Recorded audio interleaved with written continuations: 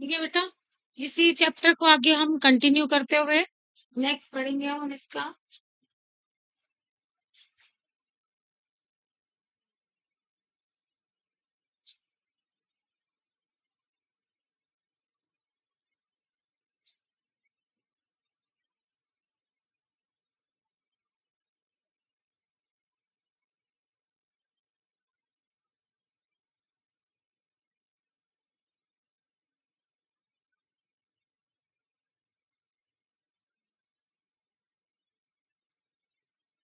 देखिए बेटे, next article है आपका डी ब्रॉगली वेवलेंथ। ठीक है, डी ब्रॉगली वेवलेंथ के हिसाब से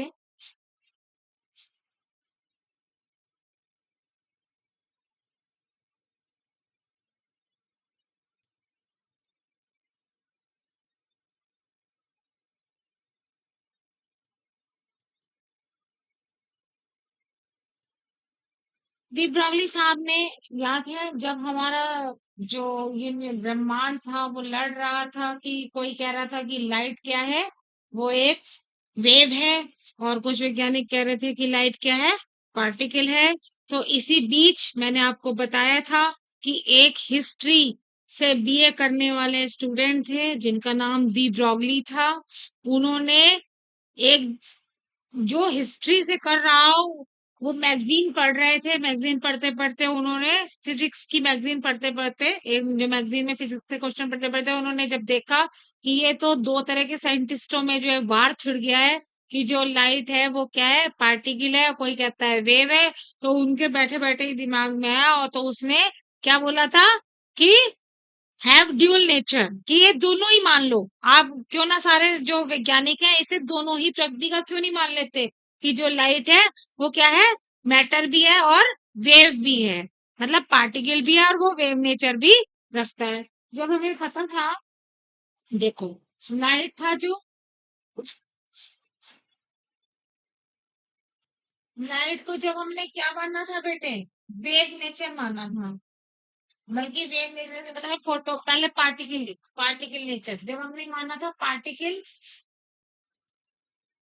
तो पार्टिकल मान के हमने क्या दिखाया था बेटे, photo electric effect. Photo electric effect हमने कब प्रूव किया था, जब इसकी पार्टिकल नेचर माने थे। दूसरा, फिर हमने क्या माना था बेटे, फोटो इलेक्ट्रिक इफेक्ट तो तब प्रूव हुआ था। और दूसरा हमने क्या, black body radiation, black body radiation, ये भी कब प्रूव हुआ था, जब हमने इसको पार्टिकल माना था, फोटोन्स का ही। ठीक है, और जब हमने इसको वेव माना था, लाइट को क्या माना था बेटे, वेव, तब हमने क्या प्रूव किया था, पोलराइजेशन, इंटरफेरेंस, क्या माना था, पोलराइजेशन, कोमा इंटरफेरेंस, ये प्रूव किया था। ठीक है, लेकिन पार्टिकल नेचर से पोलराइजेशन को प्रूव नहीं कर सके। समझ रहे बात, पार्टिकल से हमने फोटो इलेक्ट्रिक इफेक्ट प्रूव करा, साथ में ये प्रूव करा ब्लैक बॉडी रेडिएशन, और वेव नेचर से हमने पोलराइजेशन और इंटरफेरेंस प्रूव करा। लेकिन पार्टिकल से हम पोलराइजेशन प्रूव नहीं कर सके, इंटरफेरेंस प्रूव नहीं कर सके। जस्ट ठीक इसी तरह से वेव नेचर से हम फोटो इलेक्ट्रिक इफेक्ट प्रूव नहीं कर सके, ब्लैक बॉडी रेडिएशन नहीं कर सके।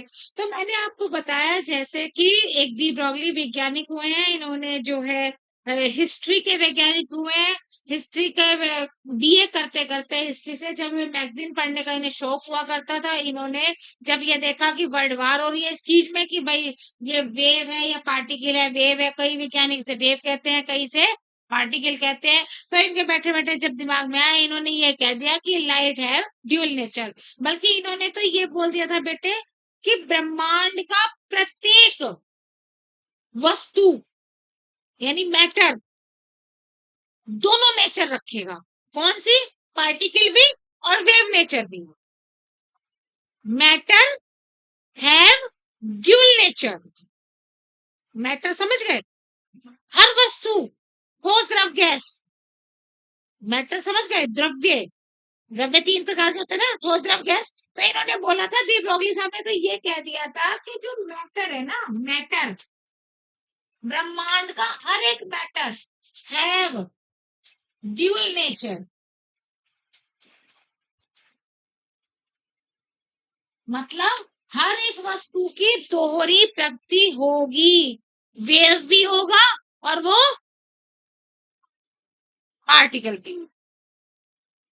अब उन्होंने कहा कि अगर वेव होगी तो कैसी होगी, मैकेनिकल होगी कि नॉन में मैकेनिकल होगी।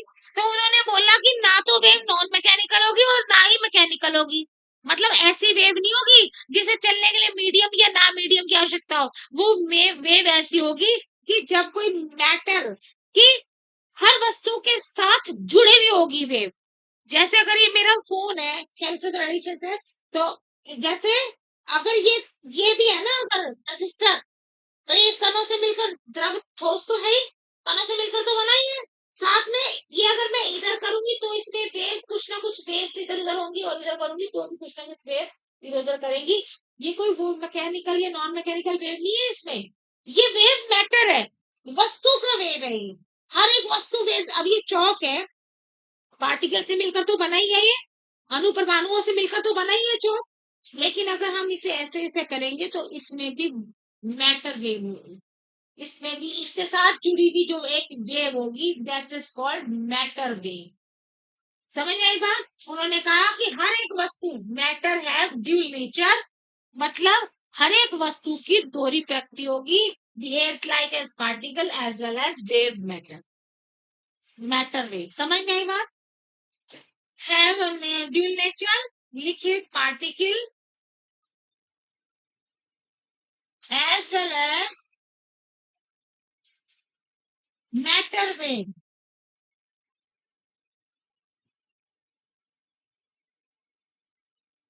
क्लियर कि हर एक वस्तु में पार्टिकल भी होगा और साथ में एक वेव मैटर होगी। वो वाली मैकेनिकल या नॉन मैकेनिकल जिस पे लड़ाई कर रहे थे, उन्होंने कहा दोनों में से कोई नहीं है, वो वेव मैटर अलग ही है जो हर एक मैटर के साथ जुड़ी हुई है। तो जब इन्होंने ये बोला कि भाई वेव है, वेव मैटर है, हर एक मैटर के साथ वेव है, तो इन्होंने क्या बोला था कि उस जो वेव की, मैटर वेव की वेवलेंथ कितनी होगी, एच अपॉन पी। क्या चीज, वेवलेंथ। जो हमारी हर एक मैटर के साथ जुड़ी हुई होगी, कौन सी, मैटर वेव। ठीक है, और ये होगी wavelength. Wavelength of matter wave कितनी होगी, lambda is equal to H upon P.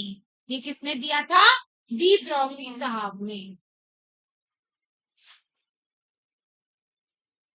और उन्होंने क्या बोला था, दिस इज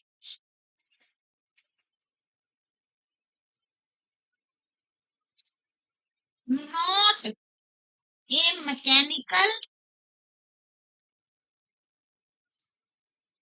और नॉट ए नॉन मैकेनिकल।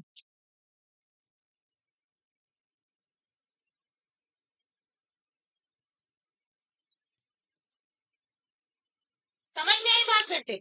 ये जो है, this is not a mechanical nor a mechanical, ना ये मैकेनिकल है और ना ये नॉन मैकेनिकल।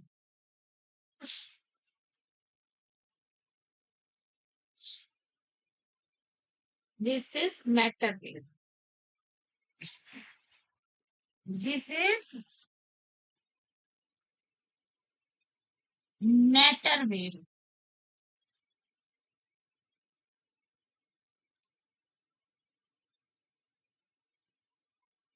ये मैटर वेव होगी। और ये भी लिख लीजिए, एसोसिएटेड, एसोसिएटेड मतलब जुड़ी हुई होगी, एसोसिएटेड विद वेवलेंथ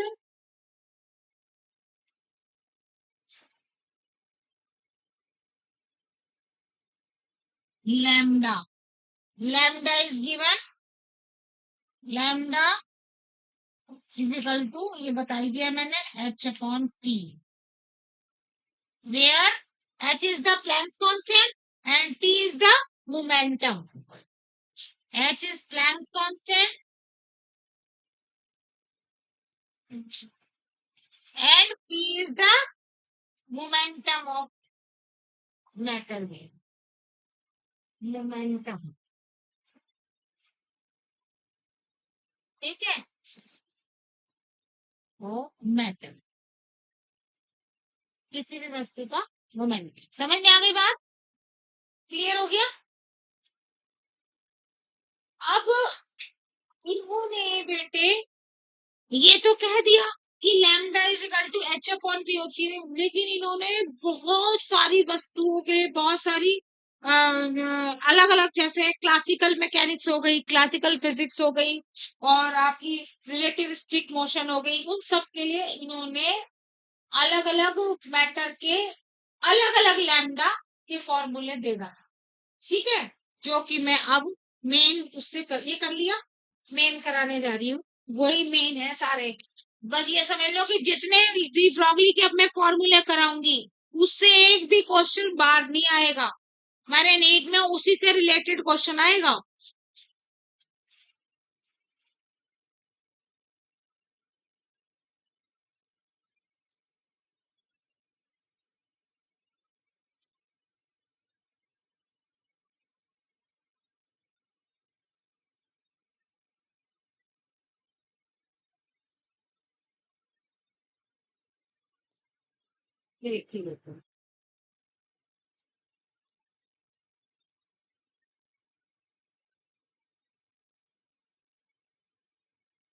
लैम्डा तो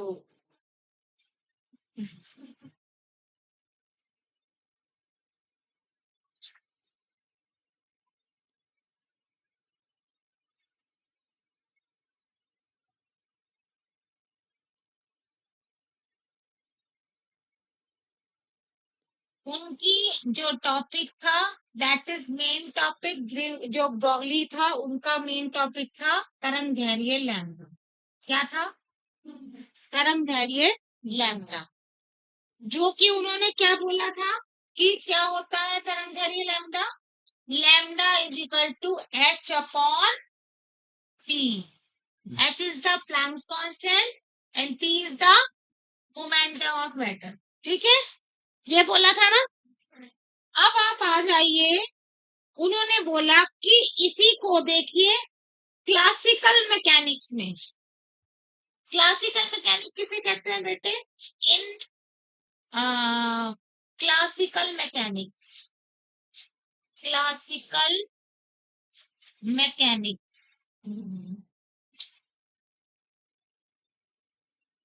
क्या क्लासिकल मैकेनिक्स के बजाय पार्टिकल कह दीजिए, क्लासिकल पार्टिकल. अब आप कहोगे madam what is this classical particle? तो जितने भी न्यूटन के नियम लगते हैं, जितनी भी न्यूटोनियन फिजिक्स है, न्यूटन के जितने लॉ नियम सब, सबको कहते थे क्लासिकल. और क्लासिकल क्यों कहते थे? उसमें v का मान जो है c के मान से बहुत कम.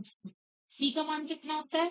3 × 10⁸मीटर प्रति सेकंड. और हम, जैसे हमारी गाड़ी चल रही है 80 किलोमीटर स्पीड से या 60 से, अगर हम ज्यादा से ज्यादा कार चलाएंगे तो 100 मीटर प्रति सेकंड की रफ्तार से चला लेंगे, है ना, मीटर प्रति घंटे की रफ्तार से चला लेंगे.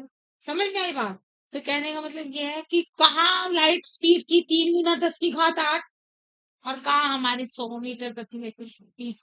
तो वी जो न्यूटन ने फिजिक्स किया था वो वी से रिलेटेड दिया था, जिसकी छोटी मोटी गैलेक्सीज होंगी 100 200 400 500, है ना. और उसे कहते हैं क्लासिकल पार्टिकल. समझ में आया?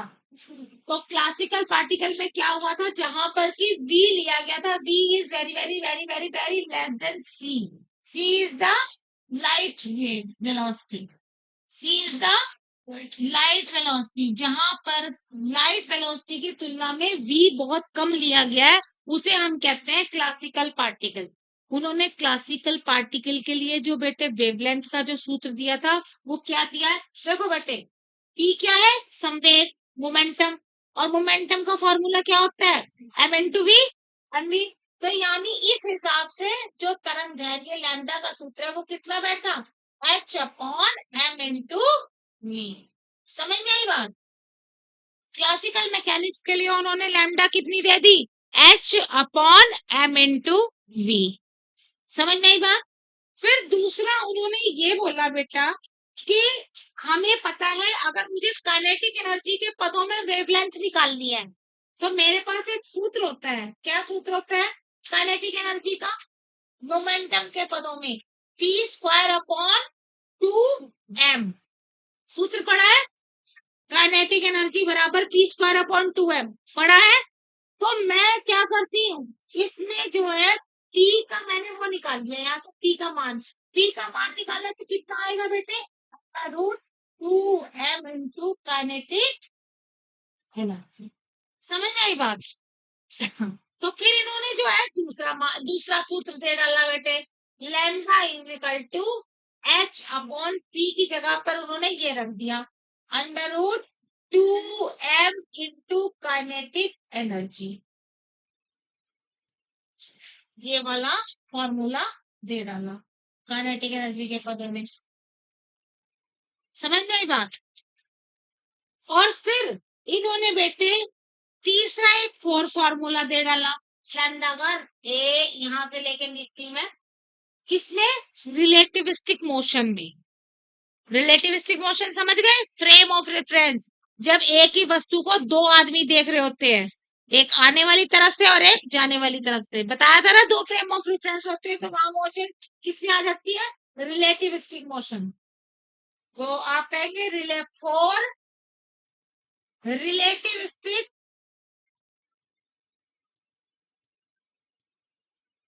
पार्टिकल। इसमें क्या होता है बेटे रिलेटिविस्टिक पार्टिकल में?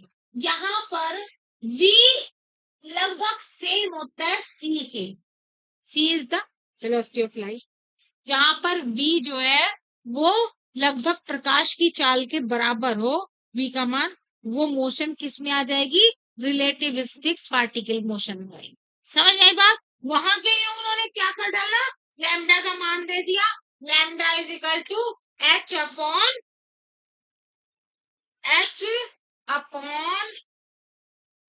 v into M naught. p का मान क्या होता है? संवेग m गुना v होता है ना। v दे दिया, m यहाँ पर रेस्ट मास से रिलेशन उन्होंने लिख दिया था under root 1 minus v square upon c square. ये पढ़ा है आपने कि नहीं पढ़ा? ये वाला मास पढ़ा है, moving mass with concern with rest mass. m दिया था।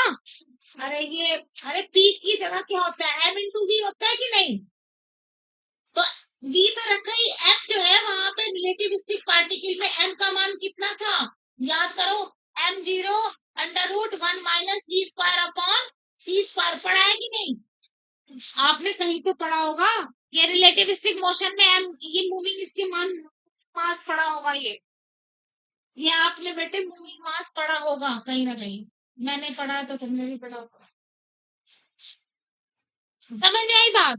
और उसने m की जगह इसका मान रख दिया यहाँ पे, m इंटू बी रखा, m की जगह ये रख दिया पूरा। और ये एक रिलेटिविस्टिक पार्टिकल के लिए इन्होंने क्या है, एक लैम्डा का ये वाला सूत्र भी बना डाला। डी ब्रॉगली साहब कितने हो गए? एक से ये 2 3 4 इस तरह से हुए। ये तो बहुत छोटा पड़ेगा उसके लिए। ठीक है, उसके बाद आइए बेटे, इन्होंने कहा कि मान लीजिए डेल्टा भी पोटेंशियल डिफरेंस के लिए इन्होंने कहा अगर लग जाए, पोटेंशियल डिफरेंस लगा दूं मैं किसी सर्किट में, तो तब बताओ कि कितना लैम्डा होगी उस वेव की। तो देखो बेटे उसके लिए इन्होंने एक सूत्र और बना डाला, ए lambda is equal to H upon under root 2m bracket में q इंटू डेल्टा p। ये कब है? जब आपका किसी चार्ज पार्टिकल के लिए वेवलेंथ है, ये बेटे यहाँ पे लिख लीजिए, किसी चार्ज पार्टिकल के लिए, चार्ज पार्टिकल के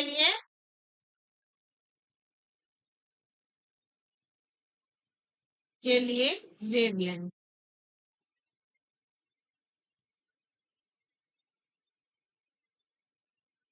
समझ में आ रही बात बेटे?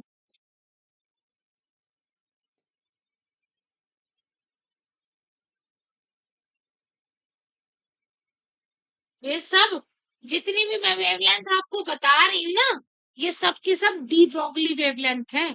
उन्होंने अपने नाम पे दिए हैं इसके नाम। D Broglie wavelength, this is D Broglie wavelength, this is D Broglie wavelength, this is D Broglie wavelength. और अभी जितना मैं कराने जा रही हूँ वो सब डी ब्रॉगली वेवलेंथ के फॉर्मूले दे डाले उन्होंने। समझ में आई बात? अब देखते जाइए। उसने कहा कि अगर कोई पार्टिकल इलेक्ट्रिक फील्ड में चला जाए, किसमें चला जाए? इलेक्ट्रिक फील्ड में चला जाए। अभी तो पोटेंशियल डिफरेंस लगा था, अब इलेक्ट्रिक फील्ड में ले जाओ पार्टिकल को, तो उसकी तब उसकी वेवलेंथ क्या होगी? देखो बेटे, हमें पता है कि lambda is equal to H upon M into V होता है ना, यही तो होता है। तो मुझे चार्ज पार्टिकल में ले जाना है और उसकी वो निकालनी है वेलोसिटी। बेटे जब कोई पार्टिकल, चार्ज पार्टिकल किसी इलेक्ट्रिक फील्ड में जाता है तो उस पर इलेक्ट्रिक फोर्स काम करता है ना। कितना होता है? F बराबर क्यू इंटू ई काम करता है। F बराबर क्यू इंटू फोर्स काम करता है ना। और F बराबर फोर्स द्रव, क्या होता है F का सूत्र? M गुना A होता है ना, यही तो होता है। अरे बल बराबर द्रव्यमान गुना त्वरण नहीं होता? और M इधर ले जाओ तो क्या हो जाएगा? F upon M is equal to A। और मुझे अगर V बनाना हो, इसको क्या बनाना हो? V। तो एक पर इसको टाइम से मल्टीप्लाई कर दो। टाइम क्या होता है? एक्सेलरेशन। V का derivative, time derivative, dv upon dt is per day. समझ में आई बात? अगर मैं इसके साथ एक t लगा दूं, किसके साथ? जिसके साथ एक t लगा दूं, दैट इज कॉल्ड v। पूरा क्या बन जाएगा? वो v बन जाएगा। समझ में आ रही बात? तो उन्होंने क्या किया इसके लिए, देखो ध्यान से समझने की प्रयास करिएगा।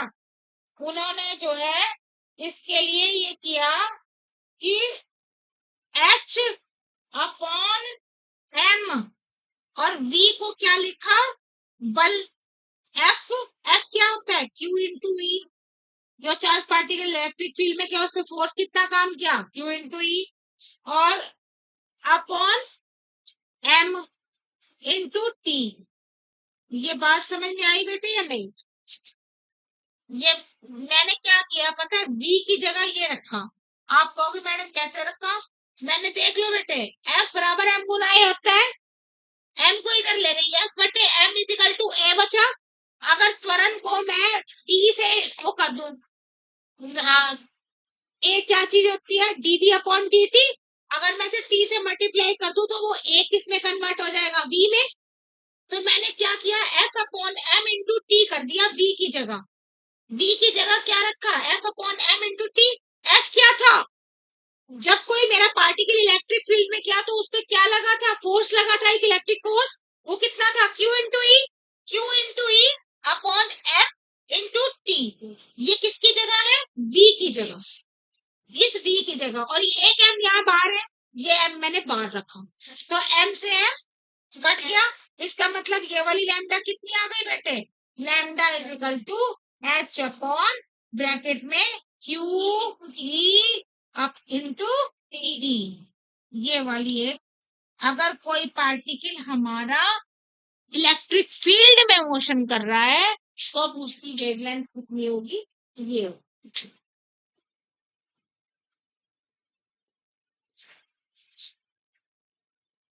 समझ में आई बात?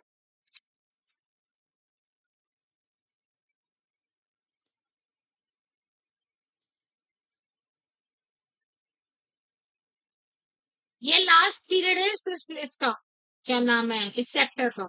बस ये लास्ट आर्टिकल है कि उसके बाद दो तीन आपके मतलब कुछ न्यूमेरिकल से रिलेटेड वो कराऊंगा। एक हाइजन अनसर्टिनिटी का प्रिंसिपल है, बस हाइजेनबर्ग अनसर्टिनिटी खत्म हो गई। समझ में आ गई बात बेटे?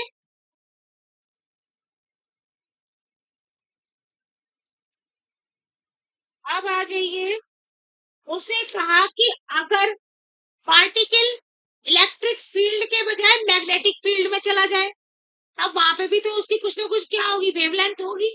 वो कितनी होगी भाई? उन्होंने कहा कि अगर मैग्नेटिक फील्ड में चला जाता है, ये कब था? इलेक्ट्रिक फील्ड में। पार्टिकल, यहां लिख लो, particle in electric field.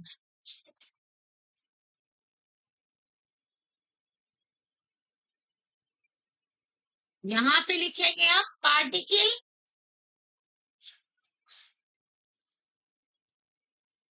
In magnetic field.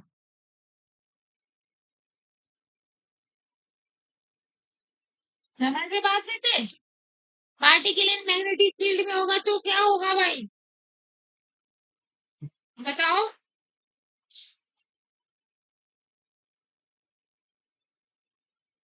क्या होता है मैग्नेटिक फील्ड में?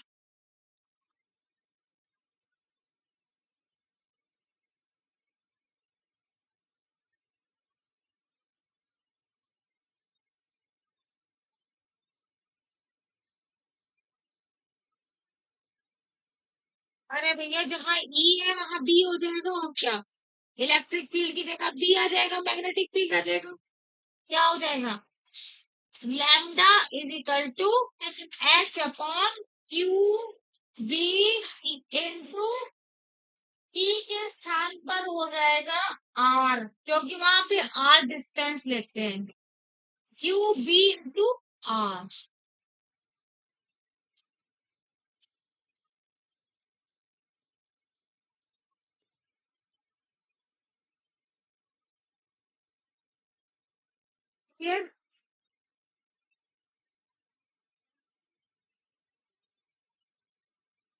1 मिनट रुको। आर तो उसमें हो गया जब वो स्फेरिकल पार्ट में जाएगा, that is Q B into T. R नहीं बेटे, आर कब आएगा? आर आएगा जब कोई पार्टिकल ऐसे चल रहा हो। जब पार्टिकल स्फेरिकल में चल रहा हो तब भी उसमें तो कोई ना कोई वेव, अगर मेटल वेव है तो उसकी कुछ ना कुछ वेवलेंथ होगी। कितनी होगी वेवलेंथ? जब हमारे को पता है कि कोई स्फेरिकल में घूमता है तो क्या होता है बेटे? एक सेंट्रीफ्यूगल अपकेंद्री बल लगता है ना, जो बाहर की तरफ काम करता है, और एक अंदर की तरफ बल काम करता है। कौन सा बल? जो मैग्नेटिक चुंबकीय फोर्स। देखो, जब स्फेरिकल में घूम रहा हूँ, जब पार्टिकल जब पार्टिकल स्फेरिकल पाथ में चल रहा हो,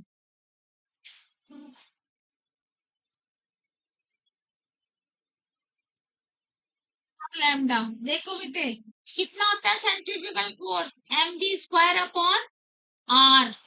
किसके बराबर होगा? Q V B. चुंबकीय, कोई पार्टिकल चुंबकीय क्षेत्र में घूम रहा हो तो किसके बराबर हो जाएगा? Q B B. बी से वी कटेगा, ये आर इधर अब चला जाएगा, यहाँ क्या आ जाएगा? M V. M V is equal to Q B R. M V क्या होता है बेटे?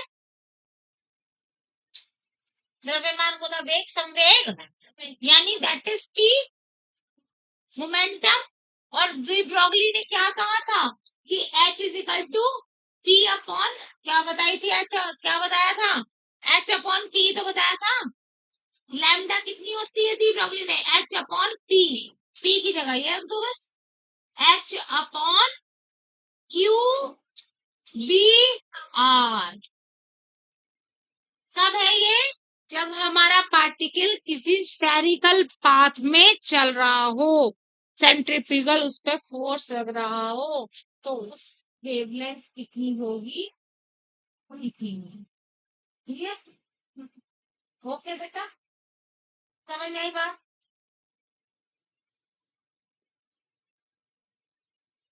Lambda is equal to H upon Q B are.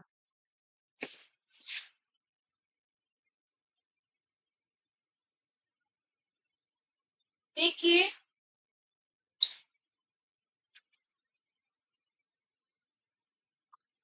अगर कोई गैस का मॉलिक्यूल है, उसके साथ भी वो मॉलिक्यूल पार्टिकल भी है और उसके साथ भी वेव जुड़ी हुई होगी। फिर अगर गैस, मैंने कहा कि मैटर जो है ड्यूल नेचर, चाहे वो लिक्विड, सॉलिड या फिर गैस है। अगर गैसेस है तो फिर गैस के साथ भी होगा ना वही सिस्टम। अगर गैस के साथ मैटर वेव जुड़ी हुई है तो उसकी वेवलेंथ कितनी होगी, उन्होंने वो भी निकाल डाल दी।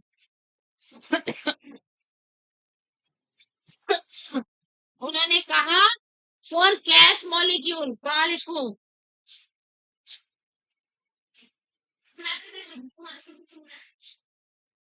इधर लिखूं, ये तो बेटे ये चार तो फंडामेंटल्स हैं, बाकी आगे तो स्पेसिफाइड है। ये मेरे देख रहे हो, इसी मैंने इसी एक जगह से तीन एरो निकाले हैं, मतलब ये तो फंडामेंटल्स है इसके, ये तो एक साथ जुड़े हुए हैं। और ये फिर अलग अलग पार्टिकल्स हैं, इसी तरह गैस मॉलिक्यूल एक अलग स्टेट हो गई, इसलिए ये अलग स्टेट में ही लिखा जाएगा बेटे। फॉर ए गैस मॉलिक्यूल लिखिए, for a gas molecule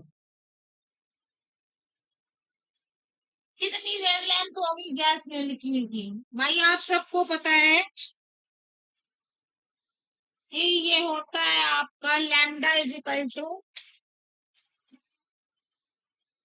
H upon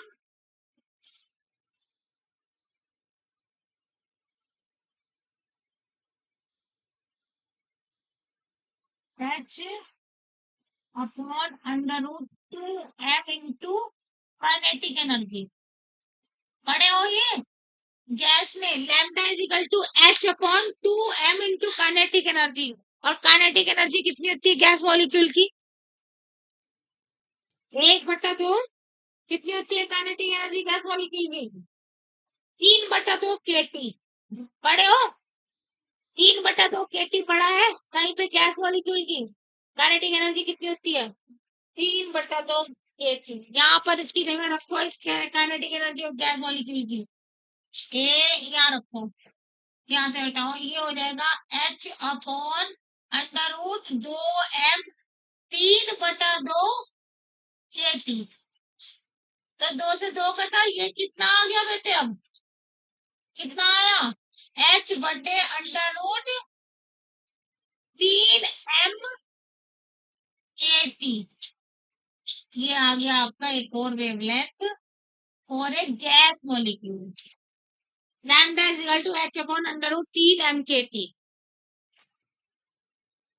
ठीक है, ये तो गैस मॉलिक्यूल आ गई।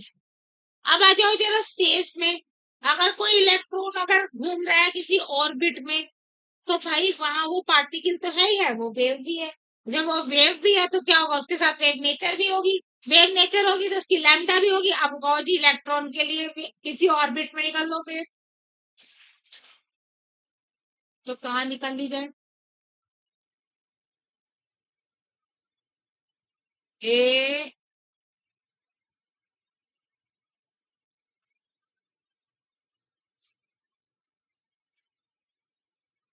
ये हो गया बेटे, ये लिख लिया, ये नोट कर लिया।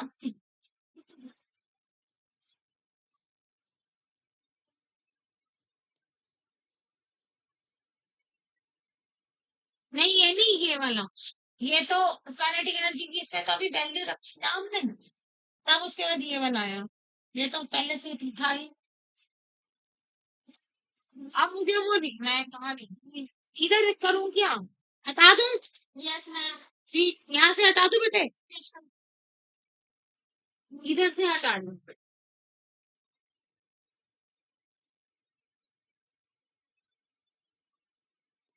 यहाँ पे लिखिए कि ये आया, मान लीजिए इलेक्ट्रॉन इन, यहाँ लिखिए इलेक्ट्रॉन इन nth ऑर्बिट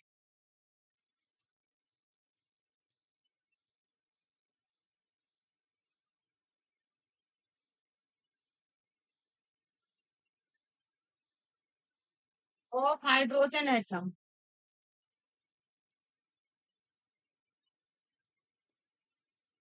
तब इसकी उन्होंने लैम्डा क्या दी, lambda is equal to H upon under root 2m 13.6 square,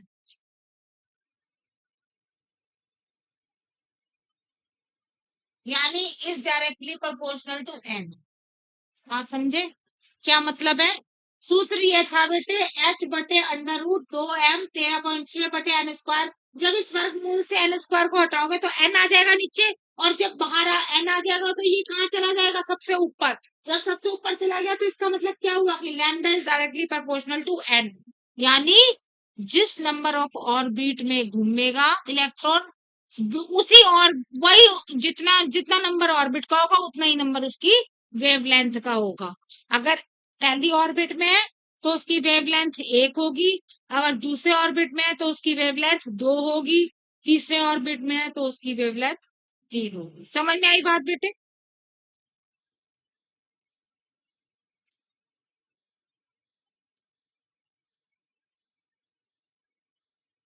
तो ये जितने भी आपके लैम्डास थे, ये जितने भी मैंने लैम्डा के सूत्र लिखवाए हैं, 10-12 सूत्र होंगे ये, जो भी हैं, इनको आप अच्छे से बेटे लर्न कर लेना, क्योंकि जब भी वेवलेंथ का कोई क्वेश्चन आता है तो इनसे कहीं भी बाहर नहीं है। वेवलेंथ अगर पूछता है तो इन सूत्रों में से ही आपको ये देखना है कि कौन सा हो। दिमाग में रखना है, यही आपको 8-10 सूत्र जो भी है, बस आपको पता होना चाहिए कि ये क्वेश्चन जो है कौन सी फिजिक्स में से उठाया गया है। तो उससे रिलेटेड लैम्डा निकाल ध्यान में आना चाहिए कि उससे रिलेटेड लैम्डा का सूत्र कौन सा है। जैसे क्लासिकल पार्टिकल के लिए बताया था मैंने, डी इज इक्वल वो lambda is equal to H upon M into V, वो क्लासिकल का था।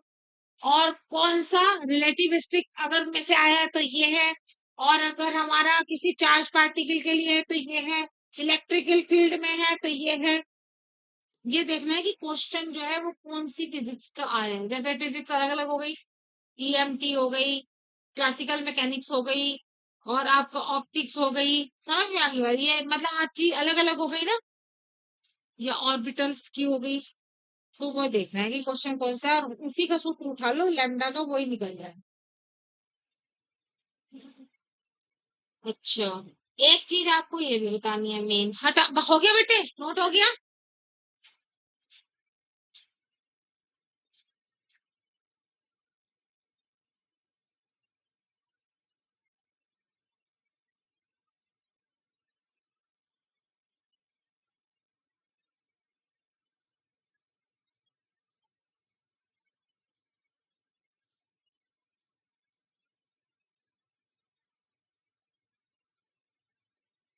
लैम्डा का मान, एक ही बेटा,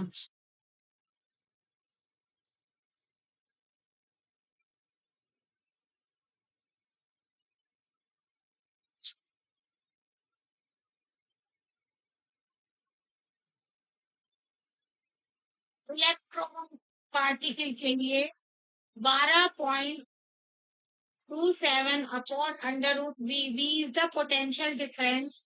पार्टिकल का पोटेंशियल डिफरेंस है बेटा ये, पार्टिकल का पोटेंशियल डिफरेंस,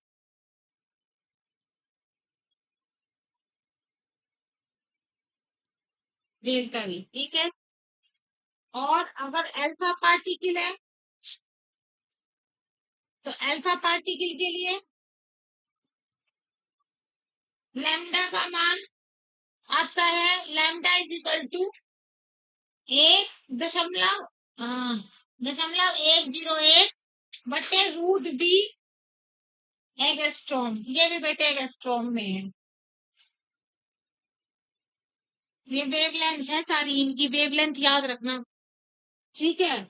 और न्यूट्रॉन की वेवलेंथ कितनी होती है बेटा?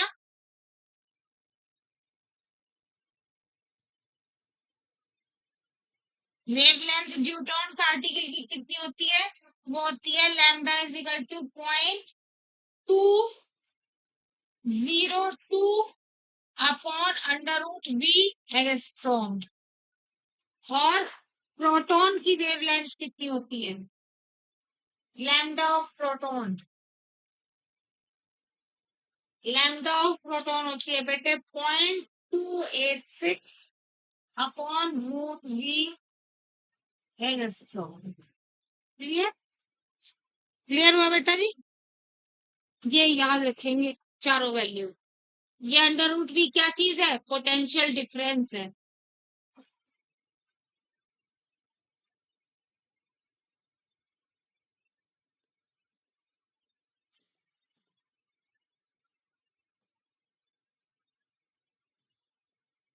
अब हम करेंगे क्वेश्चन, ठीक है, इसी से रिलेटेड।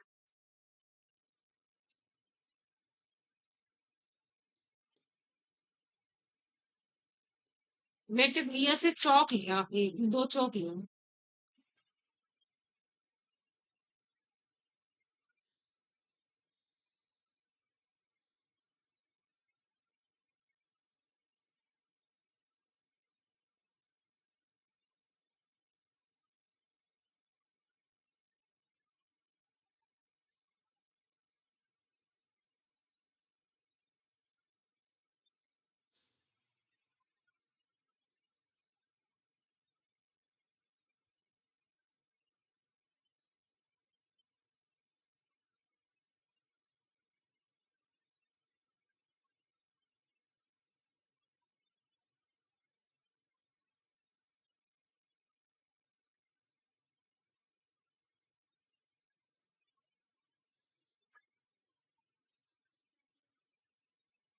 चलो अच्छा, वैसे भी किसी को चलो, देखो ये हटा दो बेटे, कर लिया ना?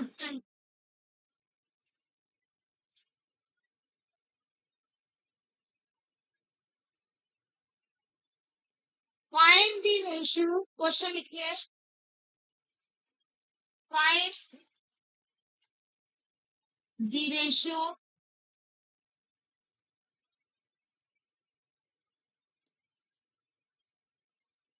Of velocity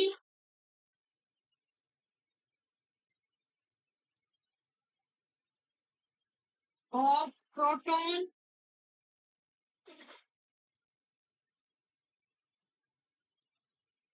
and alpha particle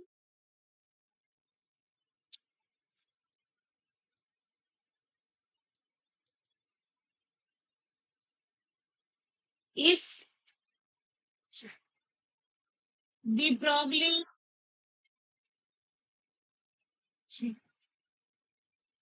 if de Broglie wavelength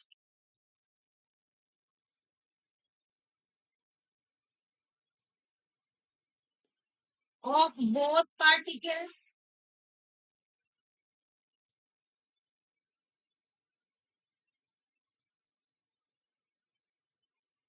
is same। देखो बेटे क्या कहा है कि find the ratio of velocities of proton and alpha particles. हमें वेलोसिटी का रेशो निकालना है, किस किस का? हमें निकालना है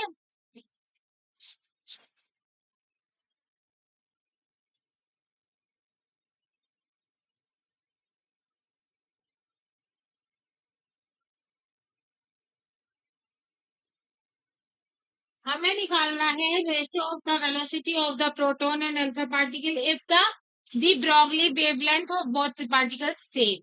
किस किस की दी ब्रॉगली वेवलेंथ?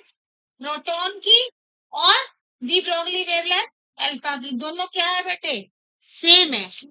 तो भैया इनकी दी ब्रॉगली वेवलेंथ कितनी होती है? Lambda is equal to H upon P, यही तो होती है। Lambda is equal to H upon T.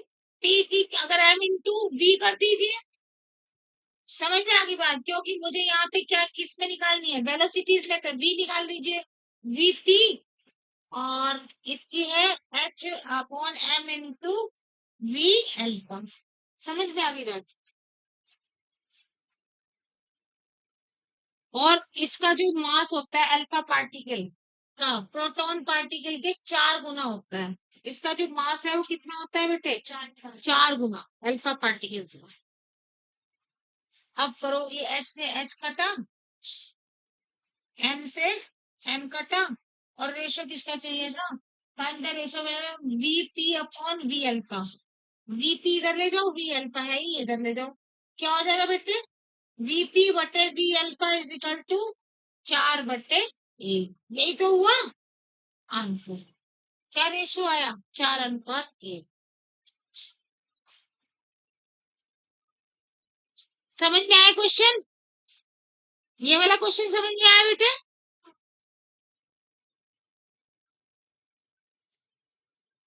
अगला क्वेश्चन लिखेंगे, find the Broglie wavelength of revolving electron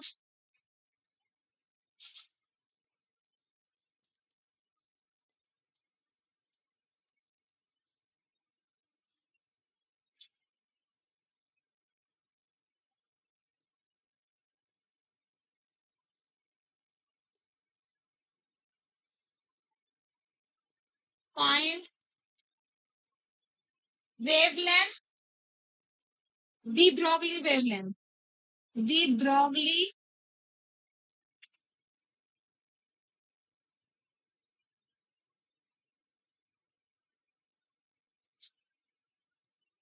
ठीक है, दी ब्रॉगली, यहाँ कैपिटल लिखे, दी ब्रॉगली वेवलेंथ निकालनी है हमको। किसमें निकालनी है बेटे? और फिर रिवॉल्विंग, घूमते हुए, revolving electron for the Bohr's, for the Bohr first orbit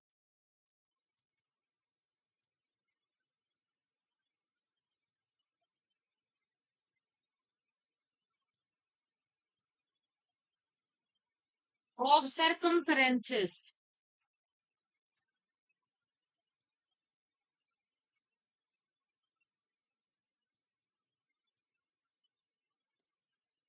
2 पाई।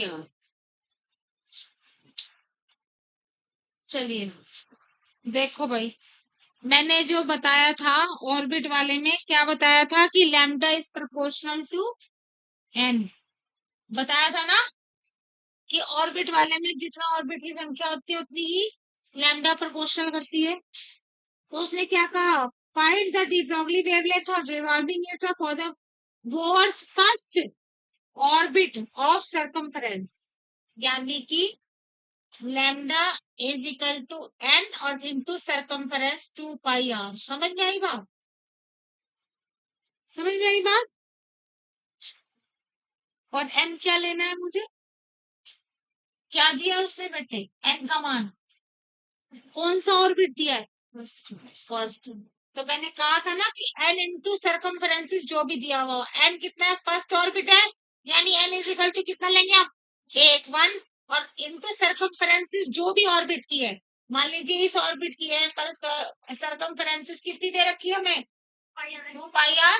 तो 1 गुना 2 पाई r, यानी कितनी वेवलेंथ हो गई? 2 पाई r। आंसर। अगर इसमें ये होता बेटे सेकंड ऑर्बिट ऑफ द सर्कमफरेंसेस, तो क्या लेते हैं यहाँ पे एन की जगह? 2। अगर ये होता थर्ड ऑर्बिट ऑफ द सर्कमफरेंसेस, तो लेते हैं यहाँ पे 3। समझ में आ गई बात? और जो भी सर्कमफरेंसेस का मान दे रखा हो उसे ऑर्बिट की संख्या से गिनो, क्या हो जाएगी? क्लियर हो गया?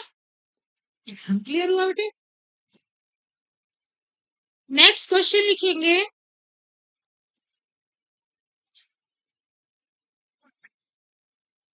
हटा दूं?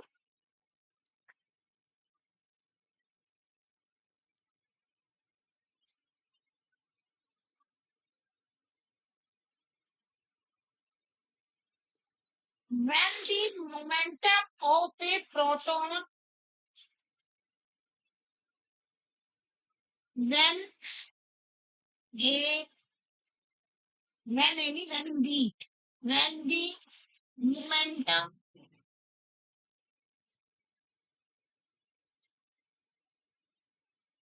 of a proton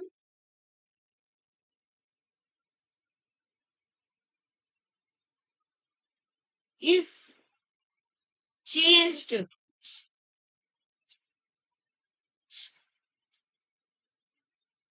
is changed when the momentum of a proton is changed by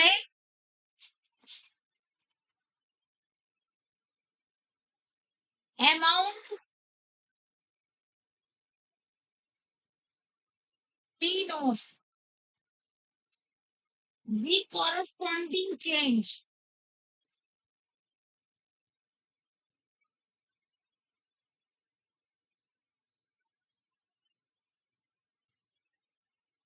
change in the Broglie wavelength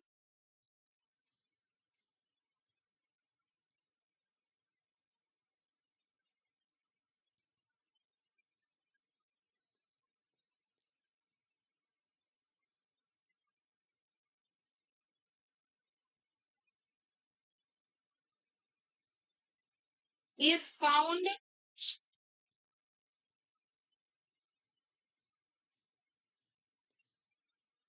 to be 0.25%. ठीक है. Find the original momentum. Find the original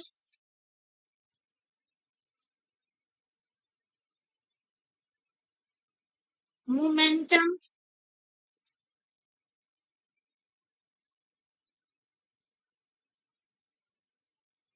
of proton.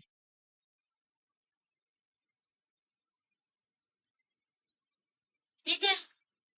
चलिए बताइए कैसे होगा ये question.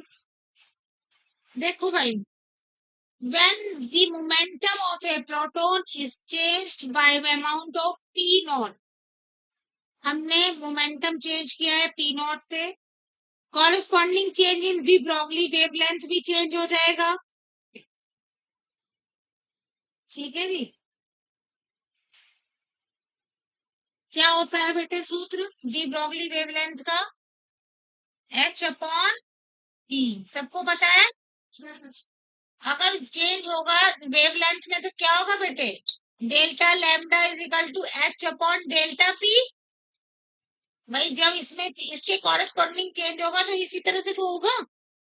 Delta lambda is equal to h upon delta p. समझ में आई बात? करना जरा भाई.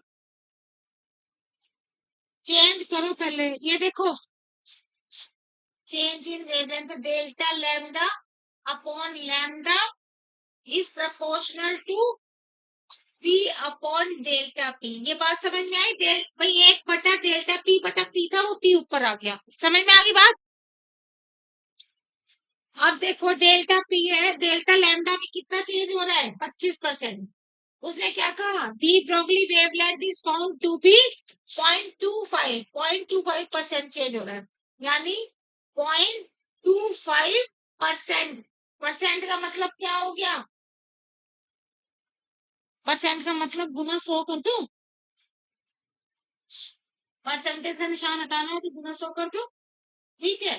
और फिर इज प्रोपोर्शनल टू p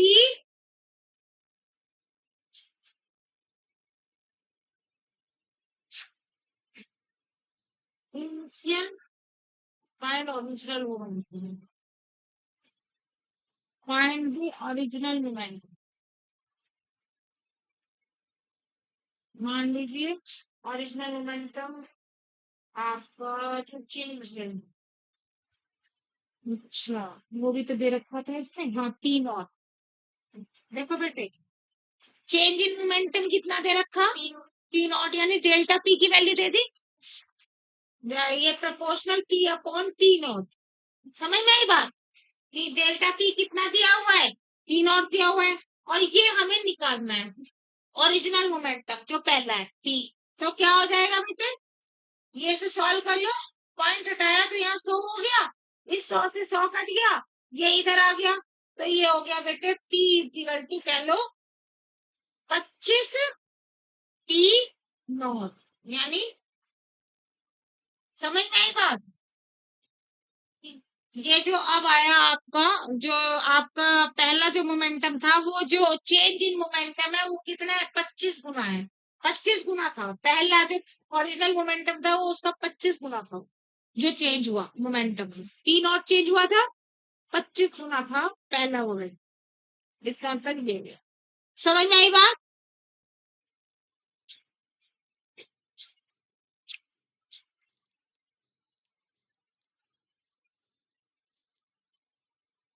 लिखिए क्वेश्चन। हटा दूं? हो गया ये?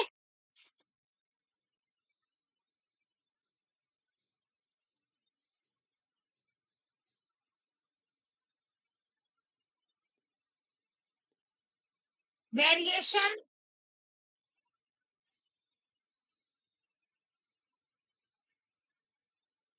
Of momentum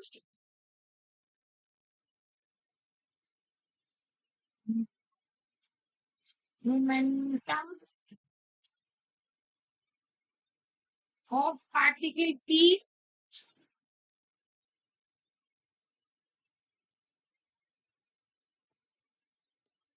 with associated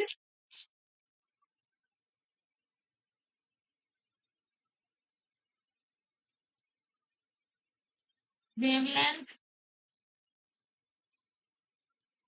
lambda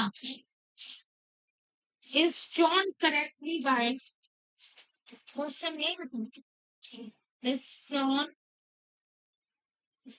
correctly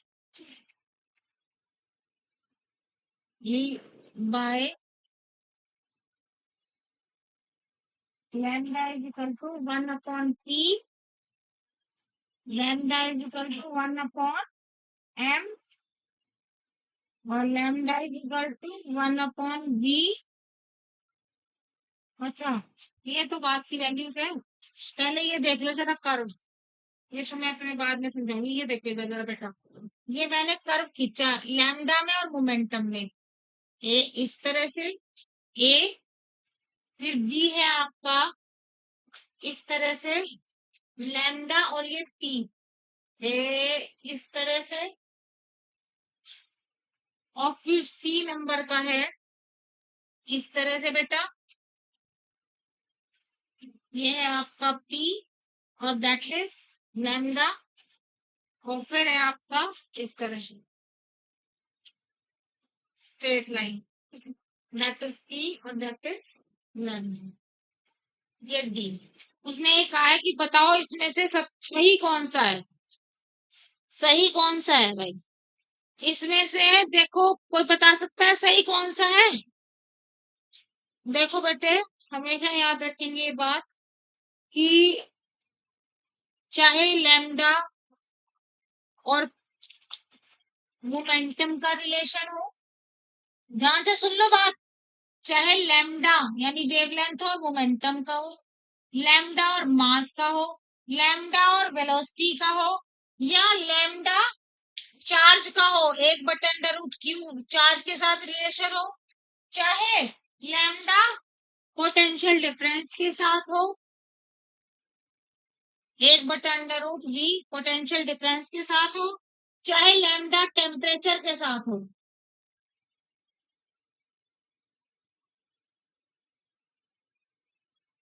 इन 1 2 3 4 5 6 मैंने 6 लिखवाए हैं।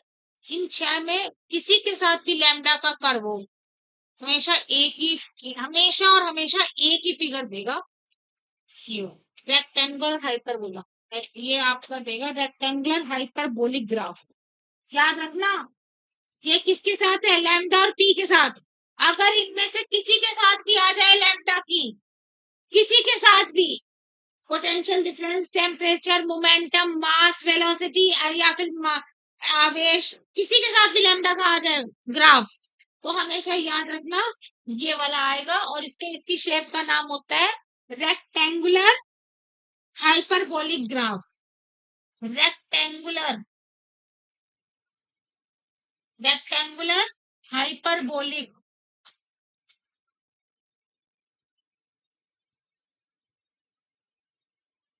समझ में याद रहेगा। अगर लैम्डा में किसी के साथ भी इन 6 में से किसी के साथ भी ग्राफ पूछा है तो यही शेप देंगे।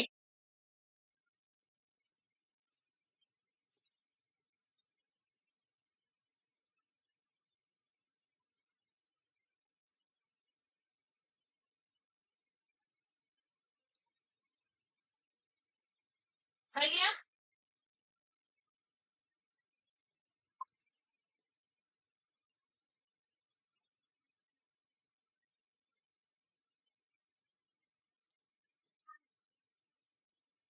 हो गया। नेक्स्ट क्वेश्चन लिखेंगे।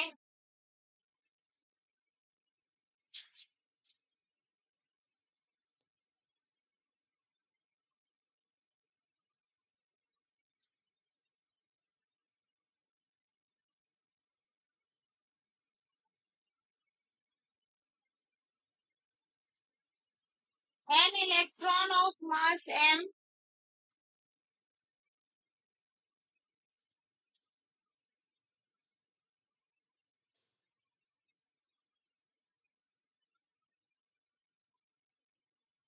and a photon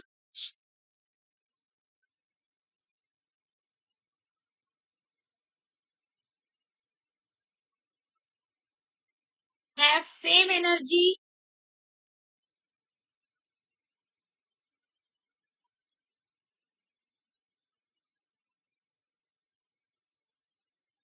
E.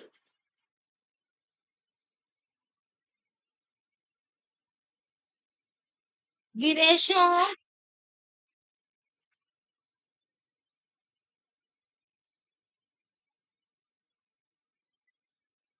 the Broglie wavelength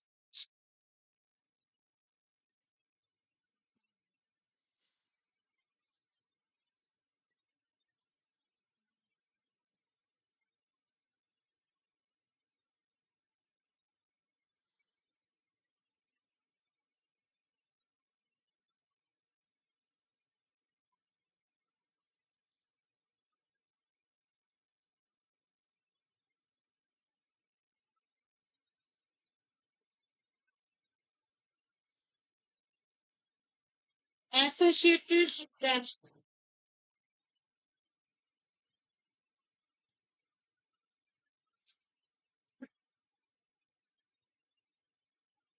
बताइए। Is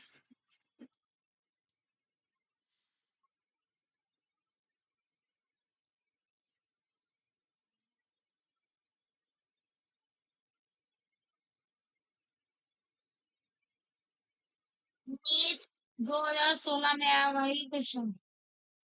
बताइए। पहला है आंसर सी। एक दो है 2 m e की power half B 1/c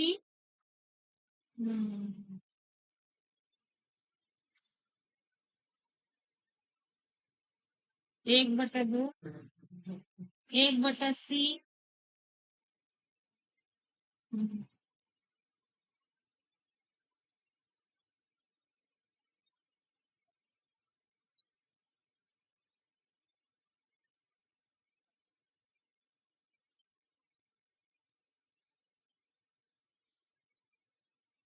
E/2m इस पूरे की पावर 4।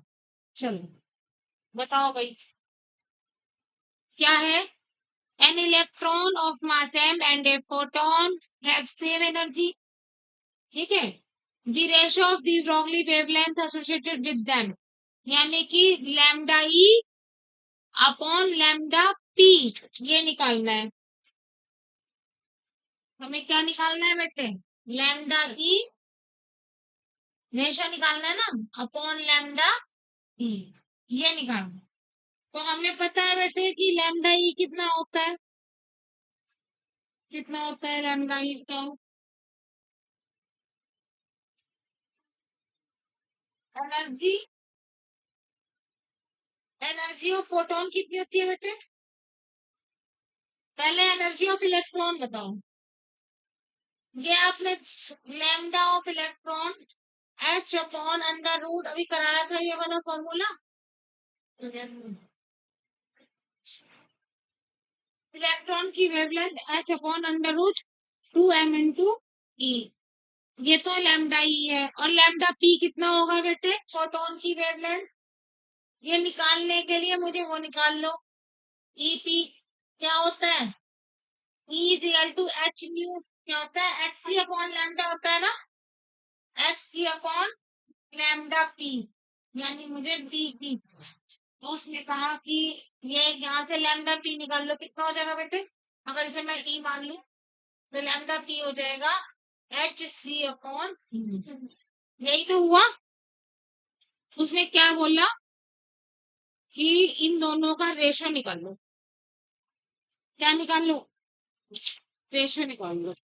कैसे निकाल लोगे बच्चे, इन दोनों को डिवाइड कर दो तो रेशो निकल जाएगा, लैम्डा ई बटे लैम्डा पी, इसका रेशो करो तो ये सबसे ऊपर चला जाएगा और ये यहाँ आ जाएगा, क्या आएगा बेटा, लैम्डा ई बटे lambda P is equal to H upon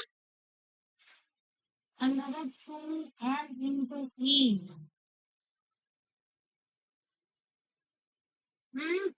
ये फिर है ई ऊपर आ गया ना, ये एक ई ऊपर आ गया और ये वाला एच सी यहाँ आ गया, समझ में आई बात बेटे, एक एच से एच कट गया, एक ही ई की पावर जो है आधी यहाँ एक से कट गई तो यहाँ आधी रह गई, समझ गए बात।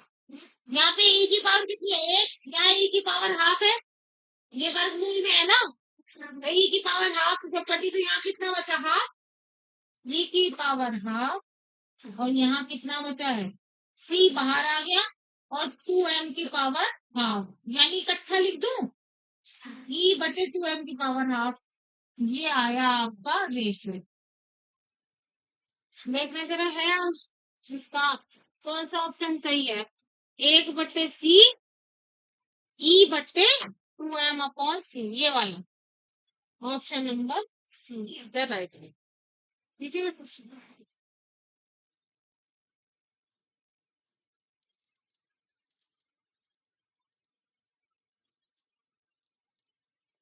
क्लियर हुआ बेटा। तो इस तरह के आपको क्वेश्चंस आएंगे जो आपको करने होंगे। एक आपको मैं वो बता दूं, हाइजेनबर्ग अनसर्टिनिटी प्रिंसिपल, बस उसके बाद लास्ट है हाइजेनबर्ग वाला, ठीक खत्म करने से हो गया बेटे ये, सबने कर दिया इधर पीछे।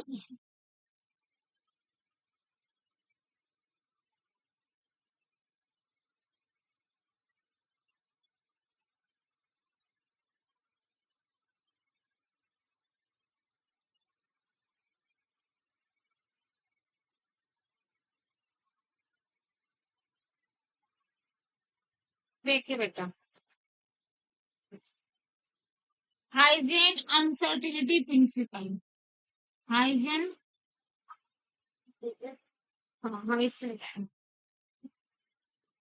हाइजेनबर्ग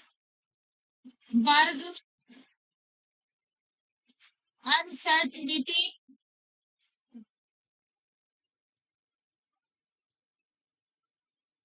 हाइजेनबर्ग अनसर्टिनिटी प्रिंसिपल क्या कहते हैं, ये हाइजेन जो है एक वैज्ञानिकों में है, इन्होंने कहा कि इन्होंने ये कहा था कि change in position into change in momentum, ये देखिए delta x into delta P is greater then और इक्वल टू एच अपॉन 4 पाई कह लो या एच क्रॉस अपॉन 2 पाई, समझ में आई। और H cross is equal to क्या होता है एच अपॉन 2 पाई, समझ में आ गई बात। तीन नियम दिए थे इन्होंने, एक ये, दूसरा दिया था delta E, delta T is greater than equal to H upon 4 pi, या इसको आप इसे ऐसे भी लिख सकते हो बेटे, H cross upon 2 pi. H cross क्या होता है, H cross equal to H upon 2 pi को कहते हैं हम एच क्रॉस। समझ में आई बात? समझ में आ गई बात? तो आप इसे ऐसे भी लिख सकते हो और ऐसे भी लिख सकते हो, जैसे आप हो कर सकते। उसके बाद आ जाइए, थर्ड दिया था इन्होंने delta L into delta theta that is H cross upon 2 पाई के। ठीक है बेटे, चाहे इसे एच अपॉन 4 पाई लिख लो सेम है, चाहे एच क्रॉस अपॉन 2 पाई लिख लो, चाहे एच बटे 4 पाई लिख लो।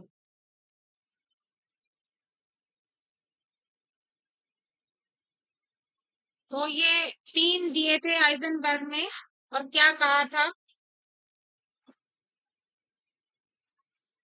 कि change in position and change in momentum, change in delta x क्या होता है बेटे, चेंज इन पोजीशन, और चेंज इन मोमेंटम क्या होता है, डेल्टा ई। उसने कहा था कि ये दोनों एक साथ नहीं हम इसको निकाल सकते, याद रखना। Change in position and change in momentum can not find simultaneously. समझ में आई बात? हम या इसका चेंज और इसका चेंज एक साथ नहीं निकाल सकते, हम इसका जो चेंज है वो इस सूत्र में रख सकते हैं, इतना कर सकते हैं।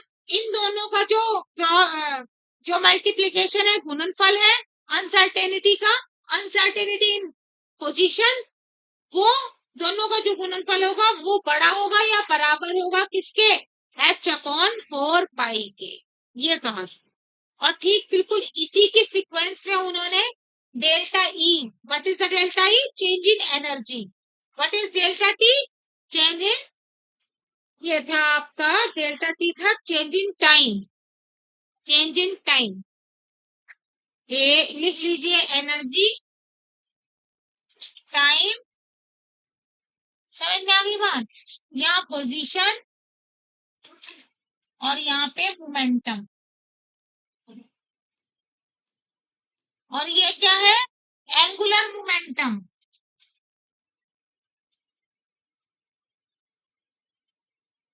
और थीटा क्या चीज है आपकी, है, what is the theta, angular position. मतलब जैसे एक तो सीधी गति होती है, एक घुमाव गोलीय गति होती है, तो वहां पर मोमेंटम के स्थान पर क्या होता है, एंगुलर मोमेंटम, और एक्स के स्थान पर क्या होता है, angular position, that is angular position.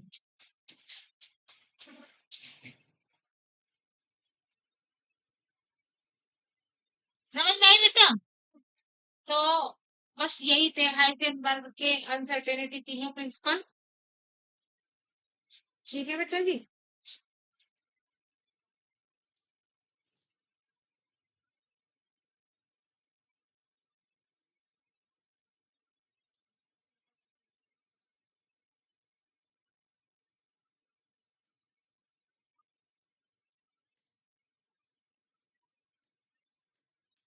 एक क्वेश्चन, 2 क्वेश्चन कर लो पहले, इसके 2 क्वेश्चन लिख लो फटाफट से। घटा दू,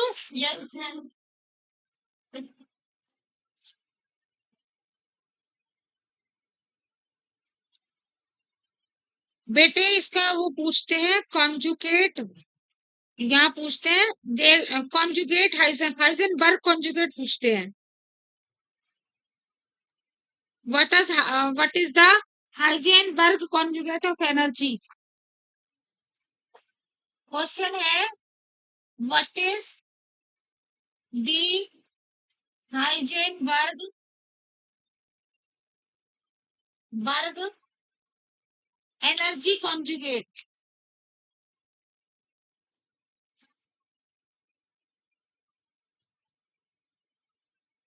अभी मैंने आपको एनर्जी में और टाइम में लिखवाया था ना, 3 लिखवाए थे वो, तो वो एनर्जी का जो कॉन्जुगेट है वो क्या लिखा था मैंने, delta E into delta T is greater then और इक्वल टू एच अपॉन 4 पाई, यही तो लिखवाया था। तो जो ये है इस समय इस स्थिति में जो ये डेल्टा टी वर्क करेगा वो इसका हाइजेनबर्ग कॉन्जुगेट काम करेगा। हाइजेनबर्ग एनर्जी का कॉन्जुगेट क्या काम करेगा? टाइम। समझ में आई बात? तो अब इसका आंसर क्या लिखेंगे? इसका हाइजेनबर्ग एनर्जी कॉन्जुगेट क्या हो गया? टाइम। आप ये लिखेंगे डेल्टा टी, पहले ये वाली इक्वेशन लिखेंगे और फिर लिखेंगे कि delta T time is Heisenberg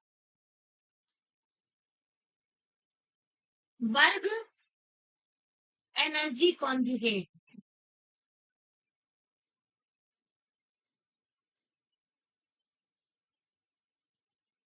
ठीक है बेटे, ठीक इसी तरह से जो तीसरी इक्वेशंस लिखवाई है ना, जो उसके साथ है, जैसे वो क्या था, delta x into delta P, तो इसका कॉन्जुगेट क्या होगा?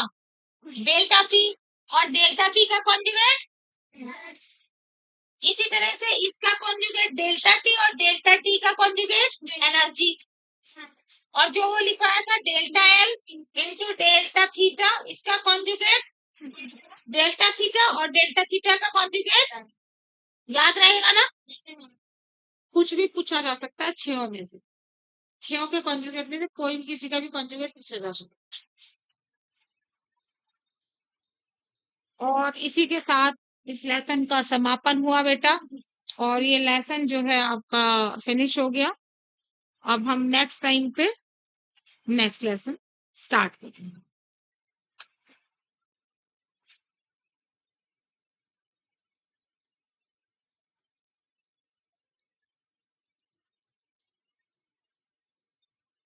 कल इसी टाइम पर